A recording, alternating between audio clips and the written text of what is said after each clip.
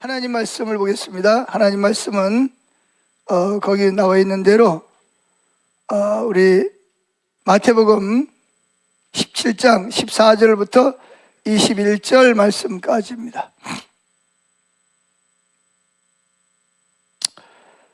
다 같이 한 목소리를 합독합니다. 그들이 군중들에게 돌아오자 어떤 사람이 예수께 와서 무릎을 꿇고 말하였다. 주님, 제 아들을 불쌍히 여겨 주십시오. 그가 간질병에 걸려서 몹시 고생하며 자주 불에 넘어지기도 하고 물에 빠지기도 합니다. 그래서 주님의 제자들에게 데려왔으나 고치지 못했습니다. 그러자 예수님은 믿음이 없고 삐뚤어진 세대여, 내가 언제까지 너희와 함께 있어야 하겠느냐? 너희를 보고 내가 언제까지 참아야 하겠느냐? 아이를 이리 데려오너라 하고 말씀하셨다. 그리고서 예수님이 귀신을 꾸짖자 귀신이 아이에게서 나가고 바로 그 순간에 아이가 나았다. 그때 제자들이 예수께 조용히 와서 왜 우리는 귀신을 쫓아낼 수 없었습니까? 하고 물었다. 그래서 예수님은 그들에게 이렇게 말씀하셨다. 너희에게 믿음이 적기 때문이다. 내가 분명히 말한다. 만일 너에게 겨자씨앗할 만한 믿음이 있다면 이 산을 향해 여기서 저리로 옮겨가거라 하여도 그대로 될 것이며 너에게 못할 일이 하나도 없을 것이다. 그러나 이런 귀신은 기도와 금식이 아니면 나가지 않는다. 아멘. 먼저 여러분들이 성경을 이렇게 여러분이 가지고 있는 개역 성경을 읽다 보면 21절이 있어요, 없어요? 없어요. 근데 왜 여기는 있죠? 이렇게 가로를 열고 쭉 쓰고 가로를 쳤다는 말은 무슨 말이냐면 여기만 있는 게 아니라 다른 데도 가끔씩 있는데 왜 그러냐면 이 성경을 기록한 저자들, 성령께서 저자들을 통해서 파피루스라는 그런 강가에서 나는 그런 파피루스라는 풀이 있습니다. 그 풀을 펴가지고 그거를 쫙 이렇게 펴면 넓도록 이렇게 종이가 됩니다. 그걸 말려서 그때는 종이가 없기 때문에 거기다가 이 성경을 기록을 했습니다. 그리고 오래 못 가요, 그죠? 그러다 보니까 그래서 이제 나중에는 뭘로 옮겼냐? 그걸 가죽에다가 성경을 필사를 해서 옮겨서 오늘 우리에게까지 성경이 내려온 거예요. 그런데 그러다 보니까 이제 사본이 원본은 이미 다 있을까요? 없을까요? 왜 없을까요? 원본은 처음에 어디에다 썼다? 파피루스라는 종이에다 썼기 때문에 요거는 오래 보관이 안 돼. 시간이 지나면 다 뭐가 돼요? 그냥 다 부스러져 버리고 쓸 수가 없어요. 그래서 그거를 또 옮겨서 써야 돼. 그걸 뭐라 그러죠? 사본이라고 합니다. 사본, 복사본이라고 합니다. 그래서 그것이 이제 여러 개가 내려오다 보니까 어떤 성경에는 21절이 있는 성경이 있고 사본이 있고 어떤 사본에는 21절이 없는 사본이 있어요. 그래서 여러분이 가지고 있는 개역 성경에 보면, 개역 개정에 보면 21절 그리고 뭐라 그랬어요? 없음 그랬습니다. 그럼 없으면 21절을 아예 안 써야 되잖아, 그죠? 근데 왜 21절을 썼을까요? 이거는 다른 사본에는 있기 때문에 그런 거예요. 아시겠어요? 그래서 성경을 읽다가 이렇게 가로를 펴고 이렇게 나오거든. 이게 어떤 사본에는 있고 어떤 사본에는 없는 거로구나 하고 이해하시면 됩니다. 특별히 지금 읽은 이 성경은 킹 제임스 버전이라고 해서 킹 왕, 영국의 왕이 많은 학자들을 불러다가 이 성경을 번역을 해서 이걸 뭐라 그러냐, 킹 제임스 버전이라고 합니다. 그래서 이때 기록된 성경을 번역한, 다른 내용은 다 비슷한데 21절만 일반 사본에 없는 것이 킹 제임스 버전에는 있어요. 그래서 여기다 집어넣은 겁니다. 이해하셨죠? 자, 그러면 오늘 말씀의 제목이 뭐냐? 친밀함 가운데 능력이라는 것인데, 자, 예수님께서 이제 변화산이라는 산에 올라갔다가 내려오셨어요. 그때 누굴 데리고 갔어요? 베드로와 요한과 야고보를 데리고 이제 예수님이 앞으로 십자가를 지실 일에 대해서 이야기를 하십니다. 그때 누가 내려왔냐? 하늘에 올라가 있던 엘리야, 모세가 내려와서 예수님과 더불어서 앞으로 예수님 십자가를 지고 어떻게 될 거에 대해서 서로 의논을 합니다. 자, 그래서 이제 그리고 거기 뭐 완전히 천국이죠, 그죠? 그래서 베드로가 너무나 황홀해가지고 무슨 이야기를 하죠? 주여, 내가 집을 몇 채? 세 채를 짓겠습니다. 하나는 주님을 위해서 짓고, 하나는 모세를 위해서, 하나는 엘리야를 위해서 짓겠습니다. 그랬더니 지금 베드로가 제정신이 아니에요, 막. 왜냐면 뭐 완전히 황홀한 거예요, 막 그냥. 예수님이 그냥 얼굴이 그냥 그 환하게 마치 빛이 뭐예요? 빛이 나고 그러면서 모세가 내려오고 엘리야가 말로만 듣던 그들을 보니까 막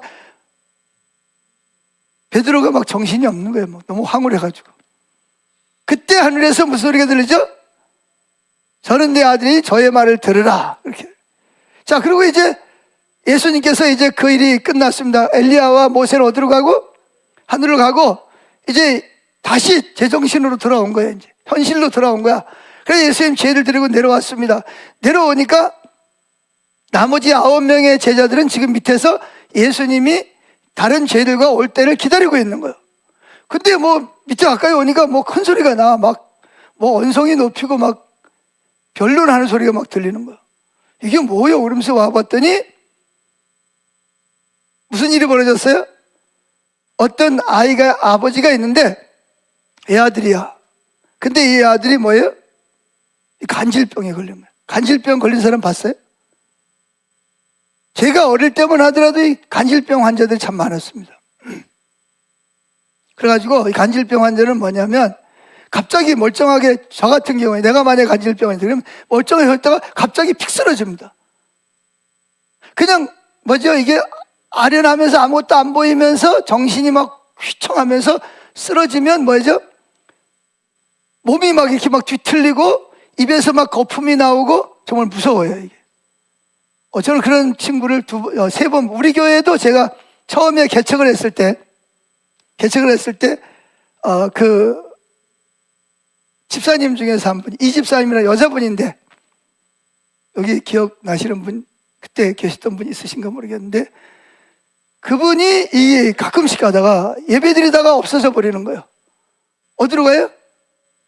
의자 밑으로 굴러 떨어져가지고 막 이러면서 막, 그럼 막 우리는 알잖아요. 그러니까 주변에 있는 사람들이 가가지고 수건까지 덮어주고 기도해주고, 그러면 이제 조금 있으면 또 괜찮아져. 그럼 또 이제 앉아서 예배 드리고. 얼마나 힘들겠어요. 그런데 애 아들인데 아들이 그러는 거예요. 그리고 이 아들이 말이죠, 물을 보잖아요. 그럼 물속으로 막 죽으려고 막 들어가는 거예요. 막 자해를 하려고. 불을 보잖아요. 막 불 속에 막 들어가는 거예요. 그래가지고 이게 뭐 여기저기 다니도 안 되니까 뭐 오늘날로 말하면 침도 맞아보고 주사도 맞아보고 뭐 약도 써보고 뭐 별의별 짓을 다 해도 안 되니까 누굴 찾아온 거예요? 수소문 하다가 예수님을 만나면 예수님은 하나님의 아들이라서 놀라운 일을 하신다더라. 그래가지고 예수님을 찾아온 거예요.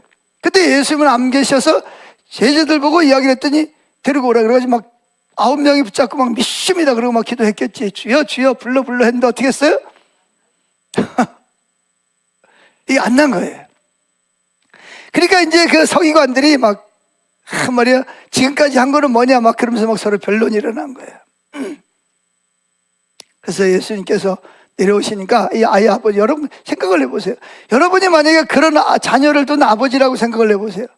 얼마나 가슴이 아프겠습니까? 하나밖에 없는 애 아들인데.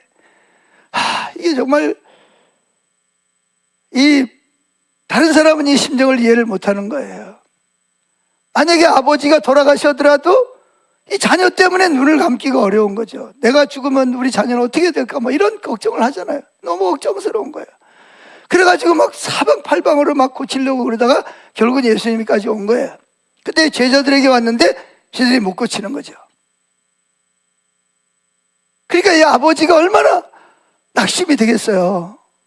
그때 마침 예수님이 오시니까 저분이 예수님이라고 했더니 막 뛰어와가지고 예수님 무릎을 꿇습니다. 주님, 여기 주님이라는 말은 퀴리오스, 하나님의 아들이라는 말이 아니고 그냥 존경하는 의미로 선생님, 그래서 마가복음에는 선생님 그렇게 부르고 있습니다.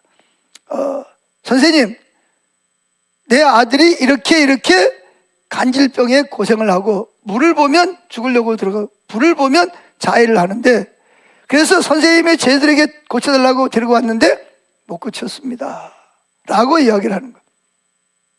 그러니까 지금 아버지는 실망, 절망이 되는 거죠. 예수님 쟤를 만나면 된다고 그래서 왔는데 너무 절망이 되는 거예요. 그래서 이때 여기 보면 이렇게 말하고 있습니다. 17절. 그러자 예수님은 이렇게 말씀하시는 거예요. 믿음이 없고, 뭐가 없고? 믿음이 없고, 두 번째 뭐예요? 삐뚤어진 세대여, 내가 언제까지 너희와 함께 있어야 하겠느냐. 여기 삐뚤어졌다는 말의 의미는 오늘을 보면 자기중심적이라, 자기 노력으로, 자기 방법으로 살아가는 걸 말하는 거죠. 믿음이 없어. 믿음이 작은 게 아니고 아예 뭐예요? 믿음이 아예 없다는 거예요. 지금 이 사람들, 이 세대가. 그래서 믿음이 없고 삐뚤어진 자기 노력으로만 살아가려는 세대요, 내가 언제까지 너희와 함께 있어야 하겠느냐. 너희를 보고, 즉 믿음이 없고 삐뚤어진 너희를 보고 언제까지 내가 참아야 하겠느냐. 왜? 여기는 다 하나님 믿는 사람들이고, 안식일마다 성전에 가서, 회당에 가서 성경에 읽고 예배드리고 기도하고 헌금하는 사람들이잖아요. 율법을 가져다니는 사람들이잖아요. 그런데 뭐가 없어요? 생명이 없는 거예요. 능력이 없는 거예요. 아예 하나님을 모르고 예배도 안 드리고 그런 사람들이라면 그렇지만, 이들은 수천 년 동안 아브라함 때부터 아브라함의 후손으로서 지금까지 살아왔는데 믿음도 아예 없는 세대요.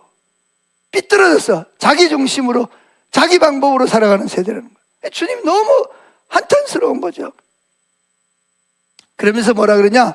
아이를 이리 데려오너라. 자, 그래서 데리고 왔어요. 그러니까 18절 시작.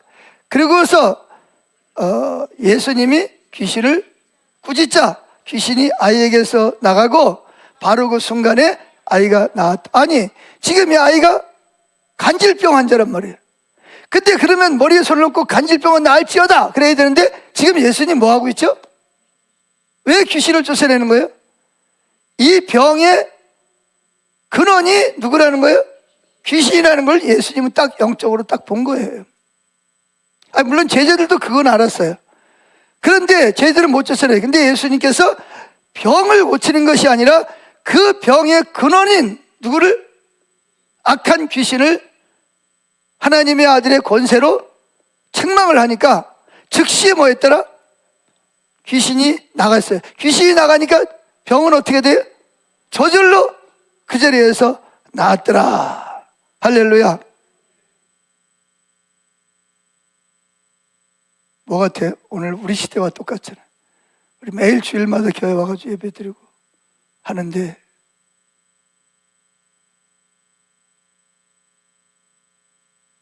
이런 하나님만 할 수 있는 이런 능력은 나타나지 않고,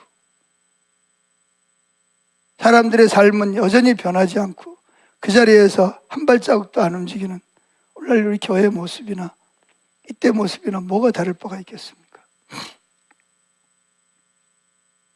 자, 그리고 나서 이제 그 사람들이 와, 저분 대단하시다 그러고 이제 다 갔어요. 그리고 이제 예수님과 제자들은 한 집에 들어가서 식사를 하기 위해서 모였는데, 지금 그 9명의 제자들이 너무 당황스러운 거예요. 왜 우리는 못 쫓아내냐는 거예요. 그래서 이제 예수님에게 와서 질문합니다. 자, 20절 시작. 그래서 예수님은 그들에게 이렇게 말씀하셨다. 너희에게 믿음이 적기 때문에. 자, 보세요. 아까는 이 패역한 세대는 뭐가 아예 없다? 믿음이 아예 없었는데, 예수님 제자들은 믿음이 있기는 있는데 믿음이 뭐하다? 너무 작아서 이 귀신을 상대하기에는 택도 없다는 거예요. 이해하세요? 믿음이 아예 없는 거하고 믿음이 있기는 있는데 너무 믿음이 작아서 이 아이에게 들어가 있는 귀신을 상대하기에는 이게 너무 작은 거야. 게임이 안 돼. 예를 들어서 큰 20살 먹은 아이하고 5살 먹은 아이하고 씨름을 하면 어떻게 되겠어요? 게임이 안 되는 거예요. 마찬가지요. 지금 이 아이에게 들어가 있는 귀신은 예를 들어서 20살 먹은 장정이라면 제자들이 가지고 있는 능력은 뭐밖에 안 돼요? 이 5살 아이밖에 안 돼. 그러니까 당연히 뭐 한다? 못하는 거지. 그러니까 잘 기억해야 돼요. 믿음이 없는 거하고 믿음이 있긴 있는데 너무 작아. 너무 작아서 보일락 말라. 어떤 데는 보이다가 어떤 데는 안 보이다가, 어떤 데 믿음이 있는 것 같다, 어떤 데는 없는 것 같다가, 그거라는 거예요. 그래서 예수님이 하시는 말씀이 뭐라 그래요? 이렇게 말합니다. 너희 믿음이 적기 때문이다. 내가 분명히 말한다. 만일 너희에게 겨자씨 하나일 만한 믿음이 있다면 이 산을 향해 저리로 옮겨가거라 하여도 그대로 될 것이며 너희에게 못할 일이 하나도 없을 것이다. 이 믿음의 능력입니다. 믿음을 가진 사람은 뭐라고요?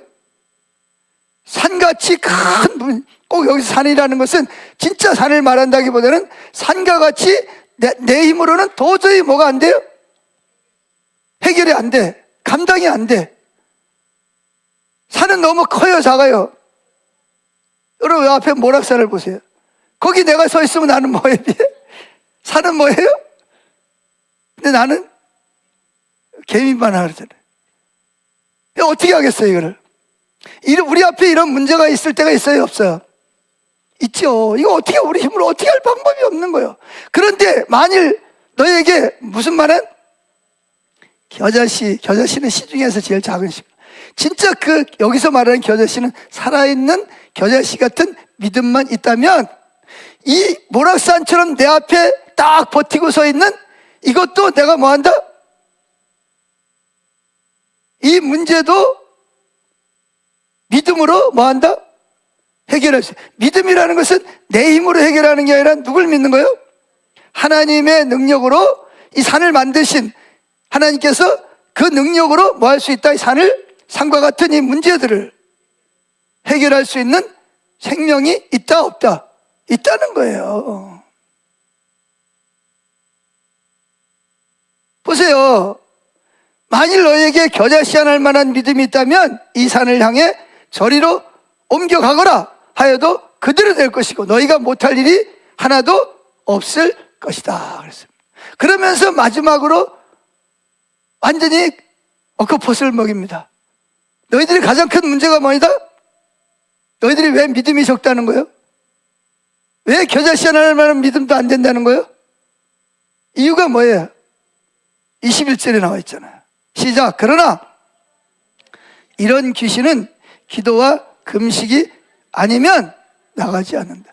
기도와 금식 때문에 나가는 것이 아니라 기도하고 금식하면서 하나님 앞에 기도할 때 뭐가 온다? 그분과 친밀함을 통해서 그분을 아는 믿음이 생기고 그 믿음, 그런 큰 믿음을, 그런 그 귀신을 쫓아낼 만한 믿음을 생겨야 그 귀신을 뭐 할 수 있다? 쫓아낼 수 있다는 거예요. 여러분, 저도 이제 이 축사 사역을 하면서 느끼는 것이 뭐냐면 어떤 이렇게 뭐 환자라든지 귀신 들린 사람 그냥 기도만 한 번 해주면 낫거나 치유가 돼요. 근데 어떤 귀신은요, 조금 좀, 이게 귀신도 등급이 있어요, 등급. 뭐가 있다고요? 등급이 있단 말이에요. 조금 센 등급은요, 하면 뭐라는지 아세요? 막, 나가라! 그럼 니나 나가라. 안 나갈래? 안 나간다. 지금 나하고 뭐 하자는 거예요? 맞짱 뜨자는 거예요. 왜? 너나 나나 네 능력이나 내 능력이나 뭐 별 볼 일 있냐? 한번 해보자는 거죠.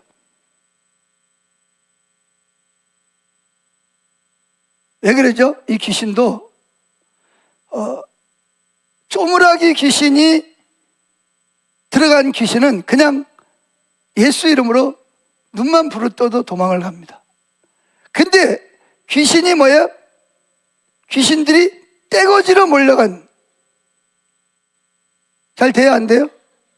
안 됩니다. 그럼 뭐해야 돼? 거기에 걸맞는 믿음이 능력이 있어야 된다는 거예요. 할렐루야. 그래서 여기에서 이 귀신을 통해 이 문제를 통해서 하나님 말씀하고자 하는 것은 뭘 말하냐? 이 아버지에게 제일 큰 문제가 뭐예요? 지금 아들 문제란 말이에요. 아들 문제. 아니 돈이 아무리 많으면 뭐하고, 아무리 어리열한 집을 가지고 있으면 뭐하냐고요. 아무리 직장이 좋으면 뭐하냐고요. 내 아들이 지금 간질병이 걸려가지고 툭 넘어져가지고 귀신에 사로잡혀가지고 불만 보면 불 속에 들어가려고 그러고 물속에 들어가려고 그러고 막 자기 몸을 자해하고 그러는데 이게 편안할 날이 없잖아요. 그러니까 하나님은 이 아버지에게 이 태산과 같은 문제를 통해서 뭘 하게 하시는 거예요? 하나님이 예수님이 누군지를 뭐 하는 거예요? 경험하게 하시는 거예요. 할렐루야.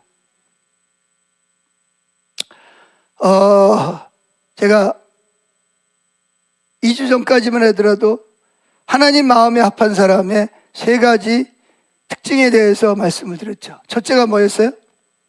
하나님과의 친밀함. 아멘.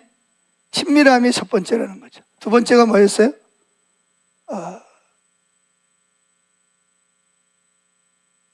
다윗이 가장 중요한 두 번째가 뭐냐? 하나님이 말씀하시면 순종한다. 왜 순종한다?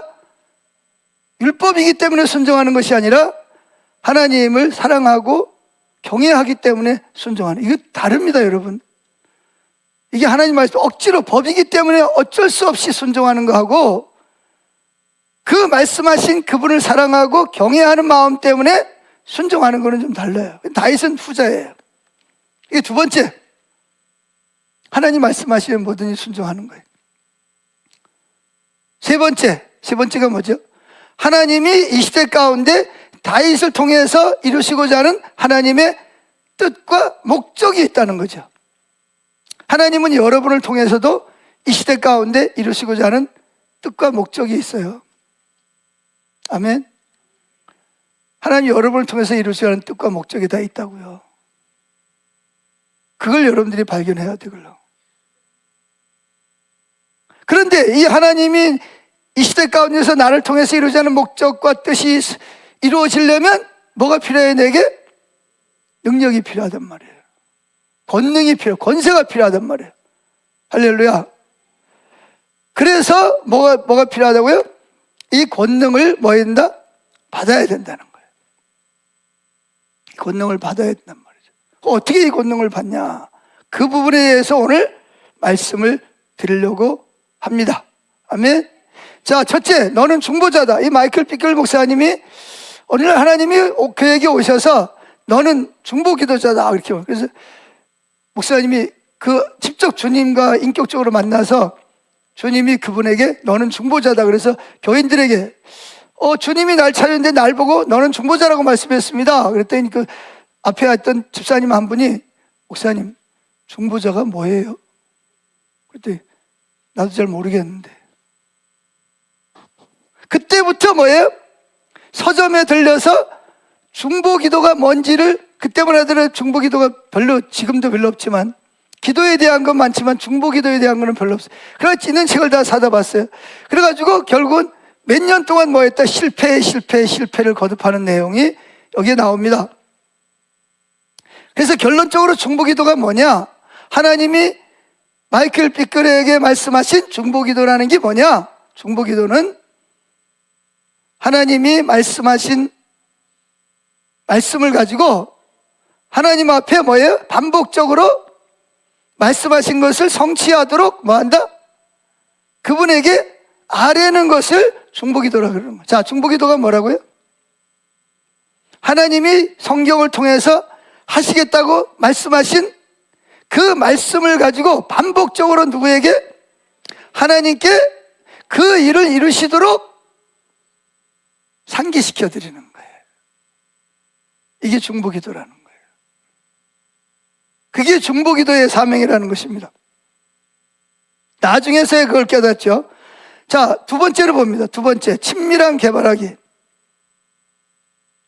친밀함을 개발해야 되는데, 자, 여기 보면 A번에 마이클 피클 목사님은 다시 이렇게 말합니다. 같이 읽어봅시다. 시작.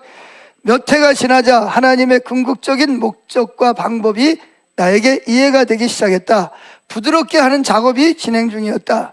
기도에 대한 그분의 목적은 친밀합니다. 만약 하나님께서 우리로 하여금 기도로 부르짖게 하시고 그런 다음 때 맞추어 그 부르짖음에 응답하신다면 우리는 놀랄 것이다. 우리는 경이로움과 신비감에 쌓여 그 자리에 앉아 그 동안 일어났던 모든 일들을 쭉 연결해 볼 것이다. 우리가 이 땅에서 말할 때 주님은 하늘에서 일하신다. 이 놀라운 계시가 친밀함을 증가시키며 풍부하게 해준다. 우리는 우리의 마음 깊은 곳으로부터 이렇게 말할 것이다. 와, 주님, 당신이 내 기도의 말을 듣고 계셨군요. 주님께서 일하셨군요. 주님, 당신을 사랑합니다. 당신은 나를 사랑하십니다. 이제 알겠습니다. 자, 이게 무슨 내용이냐? 어떤 서울에 있는 소위 말하는 유명한 신학대학원의 그 학생들이 있었어요. 근데 이분들은 아주 공부를 많이 하고 책을 많이 읽고 성경을 그냥 딸딸딸 외우고 굉장히 냉철하고 이지적인 사람이라서 신학적인 분석과 성경 지식에는 해박한 그런 신학생이 있었습니다.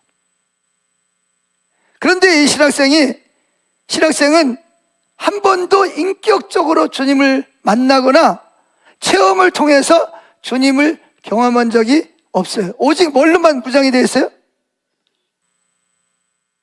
신학적인 결의와 이론적으로만 무장이 되어 있는 사람이었어요. 그에게 있어서 이런 체험적인 신앙이란 그건 감정적이고 그건 신비스러운 거고 그거는 기복적이고 유치한 거라고 말씀이면 된다고 그러는 신학생이 있었는데 그러던 어느 날 교회 일로 시골길을 가게 됐습니다.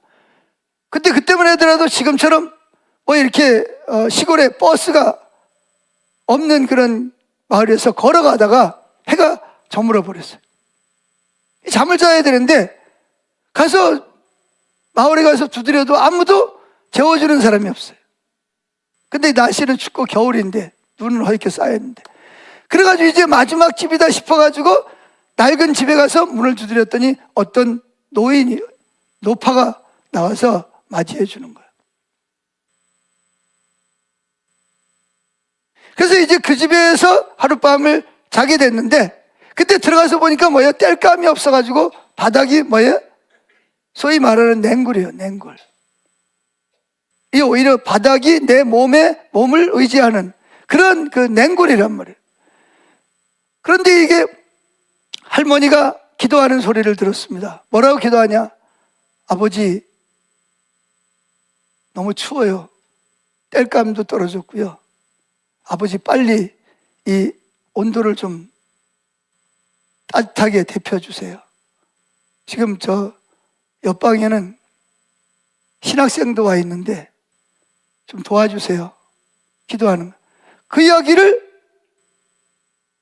본인은 그냥 혼자 한다고 했는데 너무 간절하게 기도하다 보니까 건너방에 있는 신대원생이 그 할머니가 하는 기도를 들었어요. 무슨 생각을 했을까요? 예?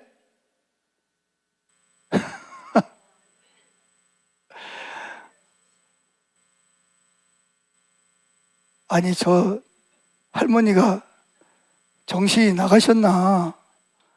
아니, 추우면 나가서 뭘 해야 돼? 아니, 나무를 해다가 불을 떼야지. 아니, 기도한다고 방이 따뜻해지나? 아마 저 할머니는 조금 있다가 아마 계속 차가워진 방을 보면서 하나님께 대한 원망을 할 거야. 그러고 있었어요. 근데 이게 웬일입니까? 그러고서 그냥 옷을 그냥 입은 채로 그냥 에라 모르겠다, 잠이나 자자 추운데 그냥 어쩔 수 없다 그러고 뒀는데 이게 방바닥이 말이죠, 따뜻해지는 거예요 이게. 그러면서 나중에는 도저히 옷을 입고 잘 수가 없어. 그래가지고 어떻게 옷을 벗고 잠을 잔 거예요. 그때 이 신대원생이 무슨 생각을 했냐면, 뭐지? 나는 하나님의 말씀을면 되는 줄 알았는데, 아니 저 노파가 나이 드신 교회 직분이 뭔지는 모르지만, 아니 저분이 기도를 하자마자 방바닥이 뭐예요? 마치 불을 뗀 것처럼 뜨끈뜨끈해지고, 그래서 옷을 벗지 않으면 잠을 잘 수가 없는 일이 벌어지다니, 이게 이 전도사님 머리로는 이해가 안 되는 거예요. 그래서 그는 그걸 통해서 뭐냐? 그의 믿음이 얼마나 형식적이고 실제가 아닌 죽은 믿음이라는 사실을 본인이 가지고 있다는 것을 깨닫게 됐다고 그럽니다. 그래서 그는 그때부터 참된 믿음이 뭔지를 그렇게 머리로 많이 듣고 배우고 시험 쳤는데도 불구하고 자기에게 뭐가 없다는 것을, 자기가 가지고 있는 믿음은 이건 죽은 믿음이로구나, 이게 실제가 없는 교리적이고 형식적인 믿음이라는 믿음을 가졌다는 것을 깨닫고, 그분이 거기서 정말 회개하고 그 다음에 뭐예요? 주님을 찾고 놀라운 신실한 믿음을 가지게 됐다, 이렇게 간증하는 내용이 있습니다. 자, 여러분, 하나님께서 왜 이 9명의 제자들이 왜 귀신을 못 쫓아냈을까요? 왜 병을 못 고쳤을까요? 마태복음 10장에 보면 예수님께서는 분명히 그들에게 뭘 주셨어요? 귀신을 쫓아내고 병을 고치고 복음을 전하는 권세와 능력을 주셨단 말이에요. 아멘. 그래서 지금까지도 귀신을 쫓아내고 병을 고쳤어요, 안 고쳤어요? 귀신 쫓아내는 병도 고쳤어요. 근데 문제는 뭐가 문제예요? 이 아버지가 데려온 이 애 아들을 고칠 수가 없었던 이유가 뭐냐는 거예요. 그래서 저희들이 묻잖아요. 왜 우리는 못 고칩니다? 왜 다른 때는 됐는데 지금은 안 됐냐는 거예요. 이게 뭐냐? 믿음의 차이 때문에 그렇다는 거죠. 너희가 가지고 있는 아주 작은 믿음으로도 귀신을 쫓아내고 병을 고칠 수 있었지만, 지금 이 아이에게 들어가 있는 이 귀신을 쫓아내고 병을 고치려면 너희가 가지고 있는 그 작은 믿음 가지고는 뭐 한다? 안 된다는 거예요. 그리고 너희 믿음이 뭐예요? 어떤 때는 실제가 되기도 하고, 어떤 때는 그 작은 믿음마저도 실제가 되지 못할 때가 있다는 거예요. 자, 그러면 하나님께서는 왜 우리에게 쉬지 말고 기도하라고 말씀하시죠? 범사에 감사하라, 쉬지 말고 기도하라. 그 다음에 뭐죠? 항상 기뻐하라. 쉬지 말고 기도하라는 말의 이유가 뭐예요? 여러분, 기도하라고 말씀하시는 이유는 금식과 기도 외에는 이런 귀신을 상대할 수 없다는 거예요. 여기서 여러분, 하나님의 의중을 우리가 어느 정도 알 수가 있는데, 하나님은 여러분들이 그냥 속으로만 생각해도 이거 좀 먹었으면 좋겠다, 그런데도 불구하고 하나님이 여러분에게 그 음식을 주실 수 있어요, 없어요? 은혜로, 기도도 안 해서 그냥 나 이거 좀 먹었으면 좋겠다, 그런데도 신음소리에 응답하시고 주실 때가 있어요. 분명히 있지, 그죠? 그러나 하나님은 늘 그런 방법으로 역사는 안 하십니다. 일반적인 은혜는 그렇게 베풀 수 있지만, 어떤 경우에는 뭐예요? 내가 태산 같은 문제가 있어. 이 문제를 위해서 뭐예요? 기도합니다. 하나님 주세요, 도와주세요, 은혜 베풀어 주세요, 해결해 주세요 라고 기도를 하게 하십니다. 그런데 그 기도에 뭐예요? 쉽게 바로 어떤 데는 신음소리만 들으셔도 이거 좀 먹었으면 좋겠다, 그래도 먹을 거를 주시고, 내게 이게 내일 이런 일이 있는데 하는데도 불구하고 내일 아침에 일어나 보면 그 문제가 해결되는 그런 일반적인 은혜를 주실 때가 많이 있어요. 그러나 하나님은 때로는 이 귀신처럼 일반적인 기도 가지고는 하나님이 응답을 안 하실 때가 있을까요? 없을까요? 반드시 있습니다. 그럼 왜 그럴까요? 왜 어떤 때는 그냥 주님 필요합니다 주세요 그러기만 하더라도 응답을 하시는데 왜 어떤 때는 뭐예요? 몇 달씩 몇 년씩 기도를 해도 응답이 없을 수도 있다는 거예요. 그 뭐의 차이죠? 그럼 하나님 내 기도를 안 들으시는 거예요? 하나님 안 계신 거예요? 능력이 없는 거예요? 그럼 뭐 때문에 그러는 거예요?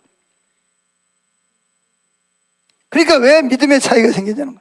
믿음은 들으면서 나고 뭐예요? 금식과 기도 외에는 이런 유가 나고. 그러니까 믿음이 자라려면 뭐 해야 된다는 거예요? 말씀을 읽어야 될 뿐만 아니라 뭐 한다? 금식하면서 기도해야 될 때가 있다는 거예요. 자, 여러분 생각을 해보세요.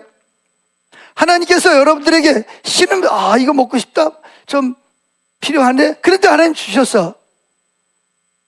그러면 기도할까요, 안 할까요? 기도 안 하면 누굴 몰라요? 하나님과 친밀함이 없어요. 그럼 이 사람은 계속 어디에 머물 거예요? 왜 지난번에는 왜 이거, 입맛만 다셔도 주셨는데 왜 안 주시는 거야? 거기 그 자리에 머물러 있는 거예요. 근데 하나님은 예루살렘 성전으로 비유를 해봅시다. 저 성전에 뭐가 있어요? 성전 뜰이 있어요. 뜰. 기도를 예상하면 뜰에서만 있어도 하나님은 하늘에서 들으시고 여러분의 필요를 채워주실 수 있어요. 근데 어떤 데는 뭐 할 때가 있어요? 거기서는 안 돼. 내가 이런 은혜는 너에게 주는데 이번에는 네가 어디 들어와야 돼? 성소로 들어와야 돼. 성소로 들어와서 기도할 때 하나님을 계시하시고 능력을 주세요. 근데 어떤 때는 성소에 와서 기도해도 응답이 없을 때가 있어. 그건 뭐죠? 지성소로 들어오라는 거예요. 보세요. 자, 보세요. 성전 뜰에 있을 때 하나님과 친밀함이 더 강합니까? 성소에 있을 때 더 강합니까? 지성소에 들어올 때 더 친밀함이 강합니까? 당연하죠. 그건 뭐 어린아이도 다 아는 거예요. 그런데 하나님께서 어떤 때로는 성전 뜰에만 있어도 하나님이 우리에게 은혜를 베푸실 때가 있어요. 아멘. 그런데 거기에 있을 때만 계속 응답을 주고 문제가 해결되면 어디 안 들어와요? 성소로 안 들어옵니다. 하나님이 여러분보다 지혜로울까요? 미련할까요? 그럼 하나님이 계속 응답하실까요? 안 하실까요? 안 하시는 이유는 뭐예요? 성소로 들어오라는 거예요. 또 어떤 성소에 들어오면 응답을 하실 때 또 어떤 때는 문이 안 열려. 응답이 없어. 그거는 뭘 말하는 거죠? 지성소로 들어오는. 여러분, 성소에 있을 때 친밀할까요? 지성소에 있을 때 친밀할까요? 지성소라는 것은 뭐냐? 하나님과 얼굴을 대면하는 걸 말하는 거예요. 아멘. 그래서 하나님은 모세가 시내산에 있을 때 하나님이 모세에 보고 뭘 지으라 그랬죠? 회막, 성막을 지으라 그랬어요. 그리고 모세가 거기에 들어가면 누가 오셨어요?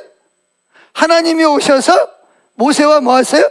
친구가 친구를 대면하듯이 서로 대화를 나누시고 교제를 나누셨습니다.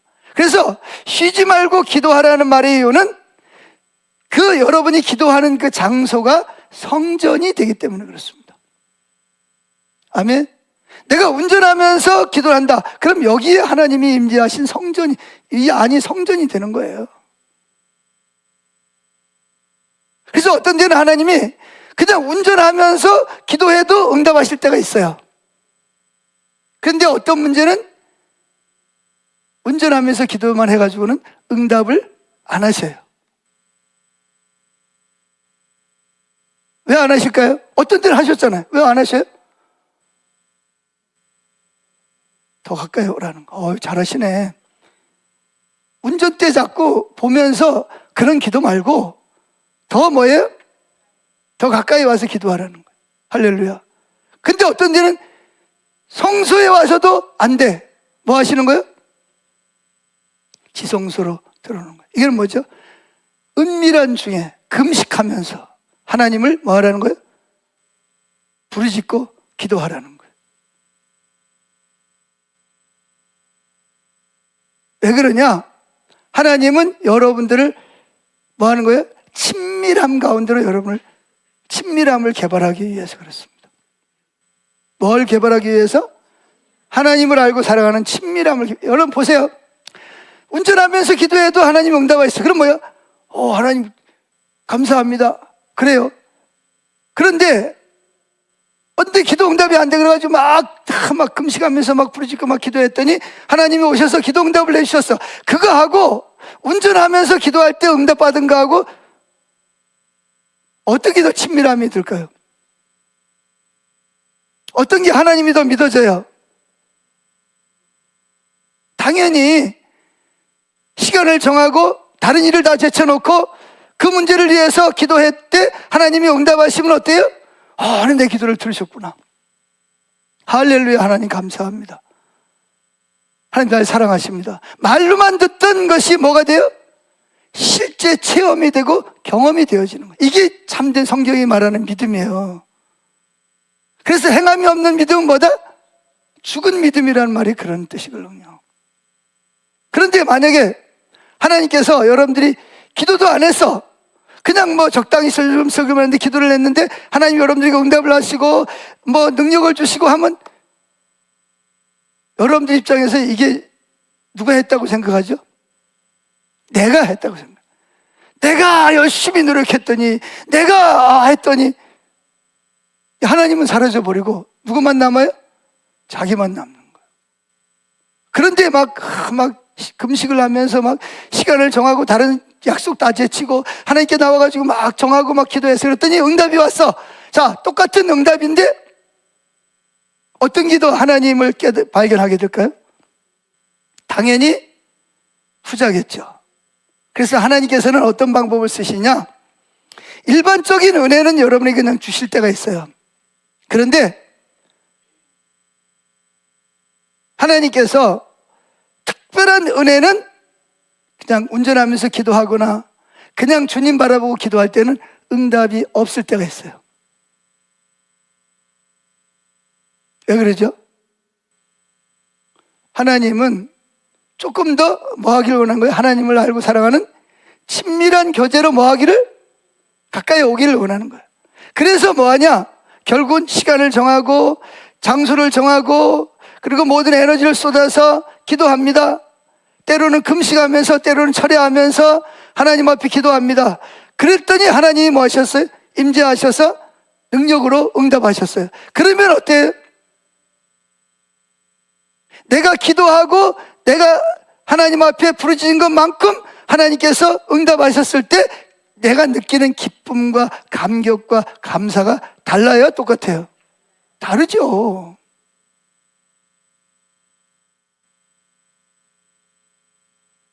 그래서 하나님께서 이런 이걸 뭘 말하냐? 하나님의 친밀함을 개발하는 거예요.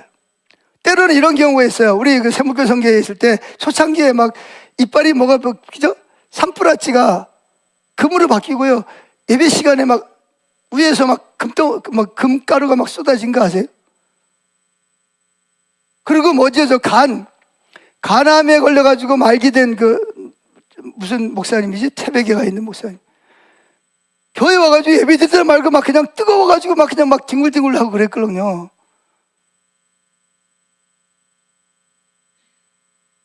그래가지고 병원에 갔더니 어떻게 했어요? 간암이 있던 자리가 뭐였어요? 성령의 불로 태워져가지고 간암이 사라져버리고 시커멓게 자국이 지금도 있대요. 그런 일들이 많이 있었어요. 할렐루야. 자, 그런데 이렇게 하나님은 이런 은혜를 뭐 하길 원해요? 주시길 원해요? 안 주시길 원해요? 하나님 여러분 사랑하시길럼요. 따라합시다. 아들까지 주신 하나님이 무엇을 아까워서 안 주시겠냐? 근데 하나님 주셔요? 안 주셔요? 솔직히 말해서 안 주잖아요. 왜 안 줘요? 왜 안 주는 거예요? 그래서 성경은 이렇게 말합니다. 구하라 주실 것이요 두드리라 찾을 것이요 찾으라 찾을 것이요 두드리면 열릴 것이요. 그러면서 뭐라 그랬죠? 너희가 얻지 못하면, 따라합시다. 너희가 얻지 못하면 구하지 않기 때문이다. 이 말에 굉장한 의미가 있습니다. 어떤 때는 아까 말한 대로 뜰에서만 기도해도 응답하실 때가 있다니까요. 근데 어떤 때는 성소에 들어와서 기도해도 응답이 없을 때가 있고요. 때로는 지성소에 들어와도 기간이 연장될 때가 있습니다. 지금 하나님 뭐라고 계시는 거죠? 우리를 뭐 하는 거예요? 친밀한 교제로 여러분들을 초청하시는 겁니다. 근데 만약에 친밀함이 없는데 귀신을 쫓아내고 능력이 나타나고 기도 응답이 나타나면 어떻게 될까요? 어떻게 될까요? 당연히 기도 안 하고 은사는 후회하심이 없습니다. 그럼 뭐가 될까요? 괴물 됩니다. 괴물. 특별히 하나님의 부흥이 임했을 때 이런 일이 자주 일어났어요. 하나님의 부흥이 왔습니다. 처음에 뭐예요? 부흥이 가면서 막 초자연적인 막 살아나고 죽은 자가 살아나고 막 귀신이 쫓겨나고 막 놀라운 부흥이 막 일어나가지고 많은 사람이 막 돌아옵니다. 근데 조금 시간이 지나면 하나님 부흥은 뭐냐면 하나님과의 친밀함이 놀랍게 새롭게 되는 것을 말하는 거예요. 그런데 사람들이 시간이 지날수록 뭐에 초점을 맞추죠? 예수 그리스도 그분과의 관계보다는 뭐에 초점을 맞춰요? 귀신 쫓아내고 병 낫고 기도 응답받고 뭐예요? 능력이 나타나는 일에 초점을 맞춰요. 누구 대신? 나를 위해 십자가에 죽으시고 부활하신 예수 그리스도와의 관계보다는 어디 가면 병 낫는다더라, 어디 가면 예언한다더라, 어디 가면 귀신 쫓아낸다더라, 어디 가면 기도 응답이 있다더라.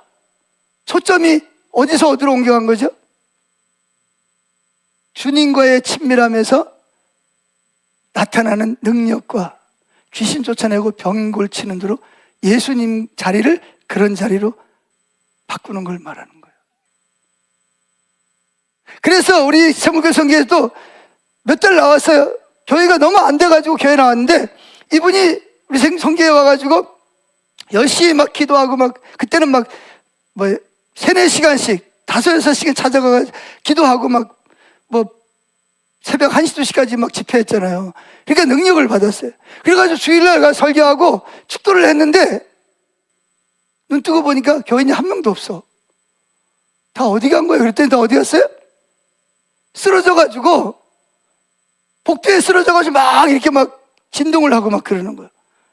그러니까 막 사람들이 야 우리 목사님 능력 받다 그래가지고 막 그냥 사람들이 막 몰려오기 시작을 합니다. 근데 이분이 어느 날부터 안 나오는 거예요. 성교회를. 그래서 내가 전화했어요. 그때 내가 총무니까 목사님 왜 요즘 안 나오세요? 아 이제 됐습니다. 아 왜 그러세요? 아 내가 능력 받으러 갔는데 성교회에서 능력 받아가지고 아 지금 뭐 교회가 잘 되고 있습니다. 바빠서 못 갑니다. 끝났어요. 어떻게 됐을 것 같으세요? 6개월 동안 사람들이 막 몰려왔습니다. 그러고 나서 한 2년 후에 소식을 듣게 됐는데 교인들이 다 나가고 사모님하고 노인 몇 명만 남았다는 거예요. 무슨 얘기인지 아세요?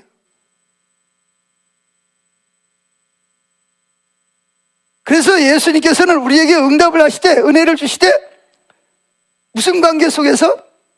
신랑과 신부의 친밀한 관계를 손상해 가면서까지 여러분에게 기도에 응답하지 않습니다. 아세요? 일반적인 은혜는 주신다니까요. 먹을 거, 쓸 거, 필요한 거. 때로는 기도하면 병도 낫고 기도하면 뭐예요? 놀라운 역사도 일어나고. 그런데 뭐예요? 더 큰 은혜와 능력은 주세요, 안 주세요? 안 주십니다. 왜 안 주시죠? 이걸 만약에 주면요 무슨 관계가 깨져요? 신랑과 신부 사이에 신부가 신랑보다 신랑이 벌어다 주는 돈이나 뭐예요? 명예에 더 관심이 있다면 부부관계가 어떻게 돼요? 깨집니다. 그럼 어떻게 해야 돼요? 신랑이 신부에게 줬던 그런 거 어떻게 해야 돼요? 다 회수해야 돼요. 그래서 하나님은 절대로 하나님과 친밀함을 손상시켜가면서까지 여러분에게 은혜를, 능력을, 기도응답을 주시지 않습니다. 그게 하나님의 사랑입니다. 아멘. 왜? 하나님과의 친밀함을 잃어버리면 아무리 능력이 많이 나타나고 아무리 사람이 많이 모이고 기적이 일어나도 그거는 이미 죽은 거예요. 끝난 거예요. 사람들은 뭐에 초점을 맞춰요? 기적, 표적, 능력, 기도, 응답. 원래 누구에게 맞춰야 될 초점을? 주님과 나와의 인격적인 관계에 맞춰야 될 초점을 거기에다가 맞추는 거예요. 그러면 주님 입장에서는 손해요? 이익이요? 손해 걸는. 그러니까 신부를 잃어버리는 거잖아요. 그래서 주님께서 일반적인 은혜는 주시지만 특별한 은혜와 능력은 뭐한다? 우리로 부르짖게 하시는 거예요. 그리고 마지막으로 우리 기도가 왜 자꾸 지연되느냐? 이 동일한 맥락에서 말하는 거예요. 내가 이 일을 위해서 얼마나 기도했는데, 근데 그런 부분은 대부분 어디에요? 뜰에서 하는 기도예요. 주님은 어디로 오시라 그러는데? 지성소로 들어오라 그러는데 이분은 절대로 지성소로 안 들어와. 성소도 안 들어와. 항상 뜰에서만 기도합니다. 주님은 여러분을 사랑하시기 때문에 친밀함이 없는 가운데 여러분에게 주시는 은혜는 여러분을 죽이는 거예요, 살리는 거예요? 여러분을 죽이는 겁니다. 주님은 그런 짓을 하지 않습니다. 그건 여러분을 사랑하는 짓이 아니기 때문에 그렇습니다. 그래서 주님 언제까지 기다려요? 성소로 들어오고 지성소로 들어와서 여기서 말한 대로 기도와 금식 외에는 이런 유가 나갈 수 없느니라. 따라합시다. 기도와 금식 외에는 이런 유가 나갈 수 없는, 이 귀신 이런 문제를 주님이 해결해 주지 않으신다는 거예요. 능력이 없는 게 아니에요. 사랑이 없는 게 아니에요. 주님과의 친밀함을 잃어버린 능력, 기도, 응답, 병고침, 귀신, 이거는요 이미 뭐예요? 영적으로 죽은 거예요. 사람들은 귀신이 쫓겨나가니까, 병이 고치니까, 기도 응답이 나니까 거기에 초점을 맞추고 쫓아가는데, 주님이 원하는 것은 뭘 원해요? 신부를 원하는 거예요. 친밀함을 원하는 거예요.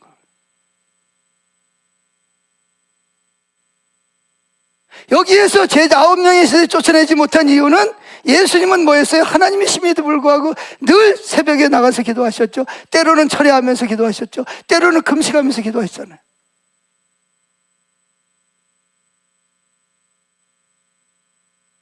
그래서 예수님은 이 사건을 통해서 우리 능력 없는 우리들의 모습을 통해서 뭘 말씀하시는 거 우리는 들을 수 있는 귀를 열어야 됩니다. 아멘. 하나님은 자기와의 신부와의 친밀한 관계를 무너뜨리면서까지 여러분의 기도에 응답을 안 하는 게 아니라 응답을 지연시키고 계시는 거예요. 지금도 여러분들이 내가 몇 년 동안 이 문제를 기도했는데 왜 응답을 안 하시는 거야? 이럴 분 있어요. 그런 분들은 잘 들으세요, 오늘 말씀을. 주님은 지금 여러분을 성소로, 지성소로 더 친밀함으로 들어오라고 초청하고 계시는 거예요. 보세요. 아까 제가 읽었던 야고보서 5장에 보면 엘리야가 나오지, 그죠? 그래서 앞에 나와요. 힘든 사람이 있으면 뭐 해라? 뭐라 그랬어요? 자, 성경 찾아봅시다. 자, 야고보서 5장.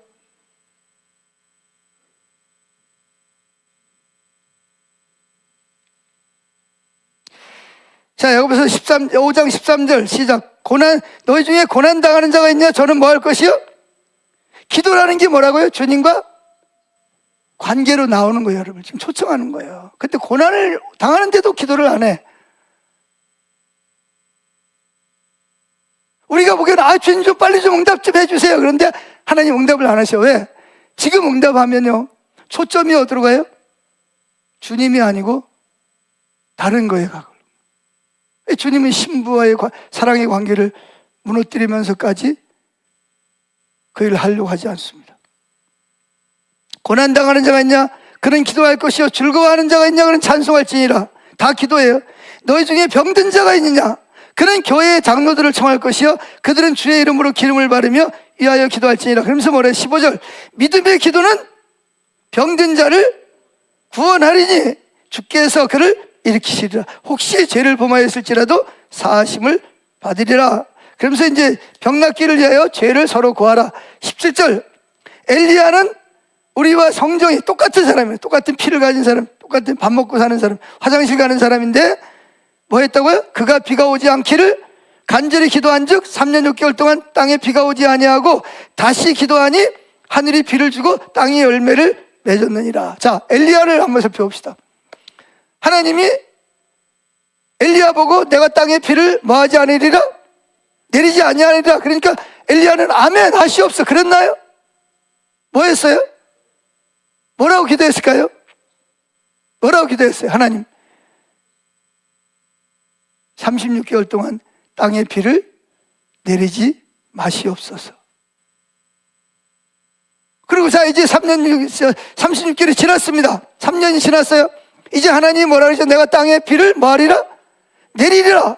그럼 이제 뭐 여러분 같으면 어떻게 하겠어요? 야, 하나님이 이제 비 내린대. 비 올 거야. 그러겠어요? 아니면 뭐 하겠어요? 근데 엘리야는 안 그랬어요.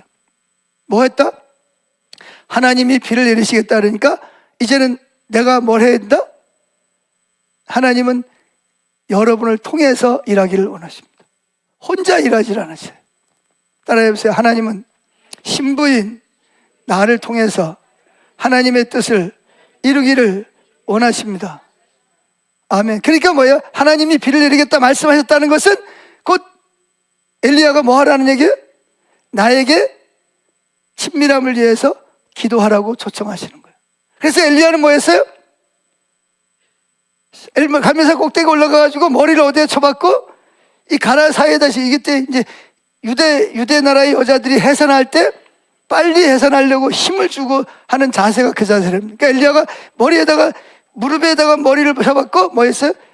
그만큼 뭐 했다는 거예요? 힘쓰고 애써서 기도했다는 거예요. 그냥 슬랑 주실람 주시고 마실람 마세요. 뭐 가다가 뭐 유튜브도 좀 보다가 뭐 전화기도 좀 받다가 뭐 밖에 좀 들락날락 했다가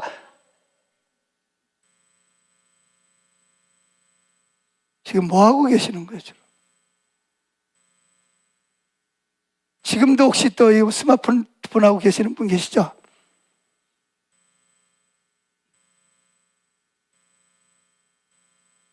그렇게 기도한 게 아니고 어떻게 기도했어요?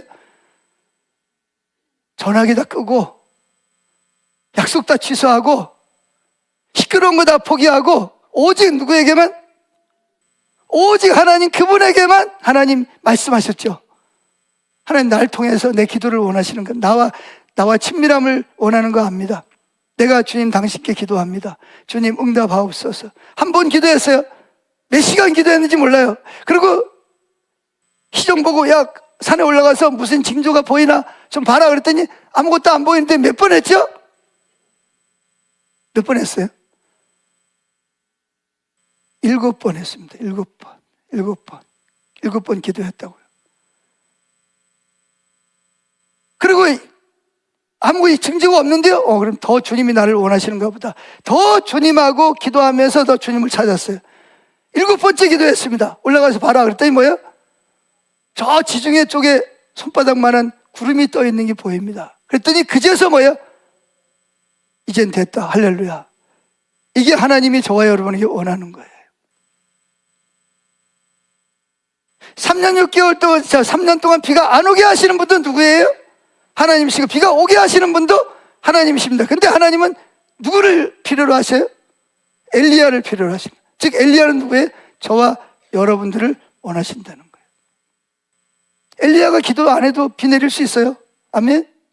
비 안 내릴 수도 있어요. 그렇죠?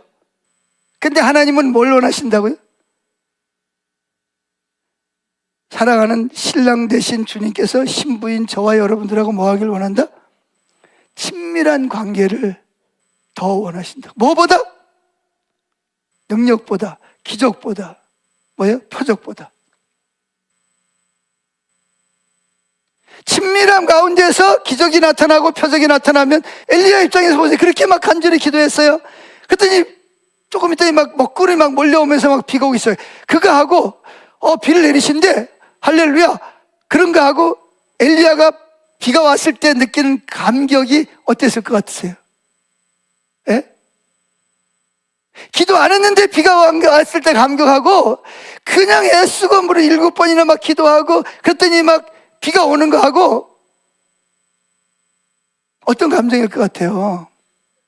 예? 똑같아요? 달라요? 다르죠.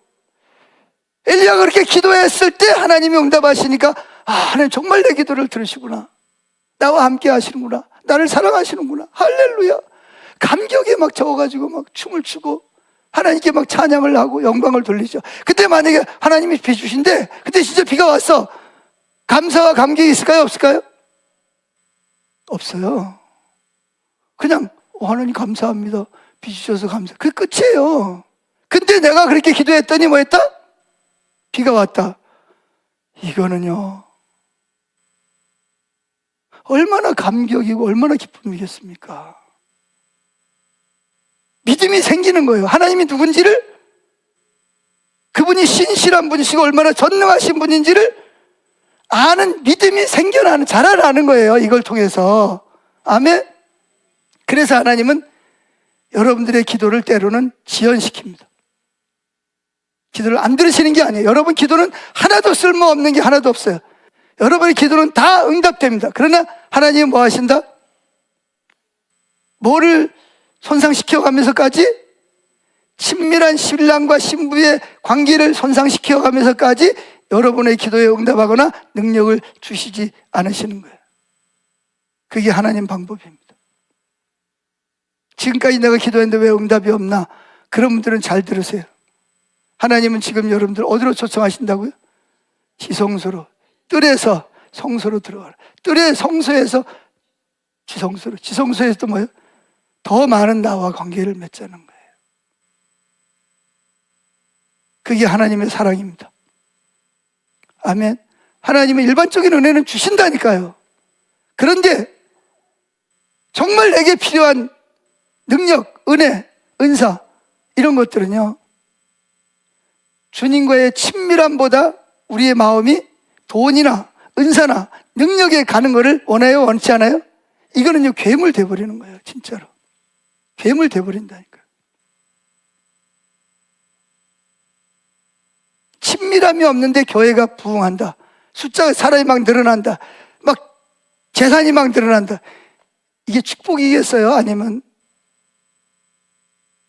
그 다음 말은 안 하겠어요? 이건 축복이 아니에요. 친밀함에서 떠나면 뭐라고요? 생명이 죽은 거라니까요. 아시겠어요? 이게 하나님이 일하시는 방법이라니까요. 아멘. 근데 많은 사람들이 저 뜰에서 성소도 안 들어와요. 지금 기도 안 하면 안 되는데 왜 그러냐?